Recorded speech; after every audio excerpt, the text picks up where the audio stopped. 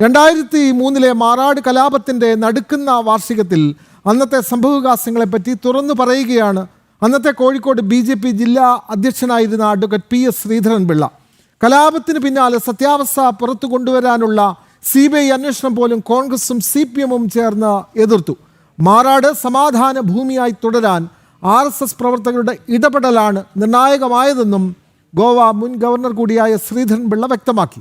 അനഘാഹർഷൻ തയ്യാറാക്കിയ ആ റിപ്പോർട്ടിലേക്ക്. സമൂഹ മനസാക്ഷിയെ ഞെട്ടിച്ച ഒരു സമുദായത്തിന്റെ നെഞ്ചിൽ കനൽത്തരി കോരിയിട്ട മാറാട് ഹിന്ദു കൂട്ടക്കൊല നടന്നിട്ട് ഇന്നേക്ക് 23 വർഷം പിന്നിടുകയാണ്. ആ സമയത്ത് അങ്ങ് എല്ലാത്തിലും ഇടപെട്ട ഒരാൾ കൂടിയാണ്. എങ്ങനെയായിരുന്നു രാഷ്ട്രീയ പാർട്ടികളുടെ ഒരു ഇടപെടൽ? ഇടുത്തി പോലെ ഹിന്ദു സമൂഹത്തിന് മേൽ നിബന്ധിച്ച ആ സംഭവം അതേതാണ്ടൊരു കാശ്മീർ മോഡൽ ആക്രമണമായിരുന്നു. കണ്ണിക്കണ്ടവരെ എന്തെങ്കിലും തരത്തിൽ മുമ്പ് നടന്ന സംഭവങ്ങളോട് ബന്ധപ്പെട്ടവരെ ടാർഗറ്റ് ആക്കിക്കൊണ്ടല്ല, കണ്ണിൽ കണ്ടവരെയൊക്കെ വെട്ടി വീഴ്ത്തി അവർ പോവുകയായിരുന്നു. ക്രൂരമായ സമീപനമാണ് പോലീസിൻ്റെ ഭാഗത്തുനിന്നും ഉണ്ടായത്. അന്ന് എല്ലാവരുടെയും കൂടെ 8 പേരുടെയും കൂടെ ഈ ആംബുലൻസുകൾ ഒന്നിച്ച് പോകുമ്പം പയ്യാനക്കൽ വെച്ച് അത് തടഞ്ഞ് ഒന്നിച്ചു പോകാൻ പറ്റില്ല, 144 പ്രഖ്യാപിച്ചതാണ്.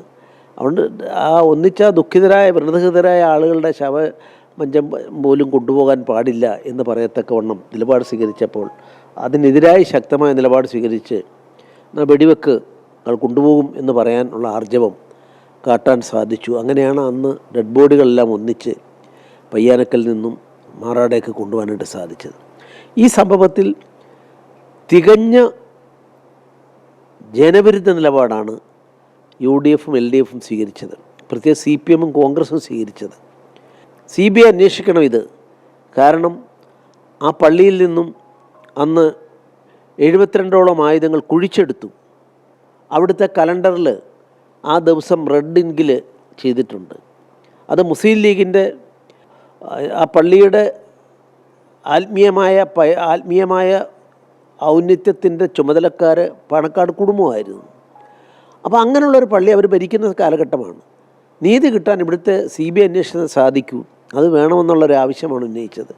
ഞാൻ ചോദിക്കട്ടെ, അതിനെതിരായി മുന്നോട്ട് വന്നത് അന്നത്തെ CPM-ൻ്റെ സംസ്ഥാന സെക്രട്ടറി പിണറായി വിജയനും കേരള പ്രദേശ് കോൺഗ്രസ് കമ്മിറ്റിയുടെ അധ്യക്ഷനായിരുന്ന മുരളീധരനും ഒന്നിച്ച് കോഴിക്കോട് ടൗൺ ഹാളിൽ CBI അന്വേഷണം വേണ്ട എന്നാവശ്യപ്പെട്ടുകൊണ്ട് ഒന്നിച്ച് ഈ 2 കൂട്ടരും. പക്ഷേ ലീഗിനെ ഭയപ്പെട്ട് ലീഗും ഈ CPM-ഉം കൂടെ ഒന്നിച്ചു കൂടുന്നു, കോൺഗ്രസ് ഒന്നിച്ചു കൂടുന്നു. അന്നത്തെ KPCC പ്രസിഡന്റ് നിലപാടതാണ്. ഈ ഒരു രാഷ്ട്രീയമായ പശ്ചാത്തലമായിരിക്കാം ഒരുപക്ഷെ CBI അന്വേഷണത്തെ അട്ടിമറിക്കാൻ ഇടയാക്കിയതെന്ന് ഞാൻ കരുതുന്നു. പക്ഷെ ഇതിലെല്ലാം മാറാട് അരേ സമാജം, അതിൻ്റെ പ്രവർത്തകന്മാർ വൈകാരികമായിരുന്നു. ആ വൈകാരികതയുള്ള ആളുകളെ വാസ്തവത്തിൽ സംഘത്തിൻ്റെ ഉന്നതരായ ആൾക്കാർ വന്നവരെ സമാശ്വസിപ്പിക്കുകയും തിരിച്ചടിയിലേക്ക് പോകാതിരിക്കാൻ അന്ന് അതിന് വിശാലമായ കാഴ്ചപ്പാടോടെ രാജ്യതാൽപര്യം കണക്കിലെടുത്ത് സമുദായ സംഘർഷത്തിലേക്കത് പോകരുത് എന്ന് കരുതിയത് രാഷ്ട്രീയ സ്വയംസേവക സംഘമായിരുന്നു. സംഘത്തിൻ്റെ ഉൾക്കാഴ്ച കൊണ്ടാണ് വലിയൊരു കലാപത്തിലേക്ക് അത് പോകാതിരുന്നതെന്നുള്ളത് എനിക്ക് ബോധ്യപ്പെട്ട കാര്യമാണ്.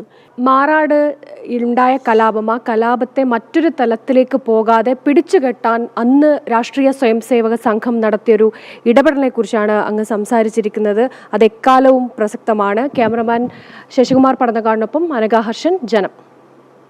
അതെ, മാറാട് കലാപത്തിന്റെ 23-ാം വർഷം പിന്നിടുമ്പോഴും ഇപ്പോഴും അക്രമകാരികൾ, അവർക്ക് പിന്നിൽ പ്രവർത്തിച്ചവർ, അതിന് പണമൊഴുക്കിയവർ ആരൊക്കെയെന്ന് കണ്ടെത്താൻ സാധിക്കുന്നില്ല. ഇടതു വലത് മുന്നണികളാണ് ഇതിന് കൂട്ടുനിൽക്കുന്നത് എന്ന് വ്യക്തമാണ്. ശ്രീധരൻപിള്ളയുടെ വാക്കുകളിൽ അത് പ്രകടമായി നമുക്ക് മനസ്സിലാക്കുകയും ചെയ്യും.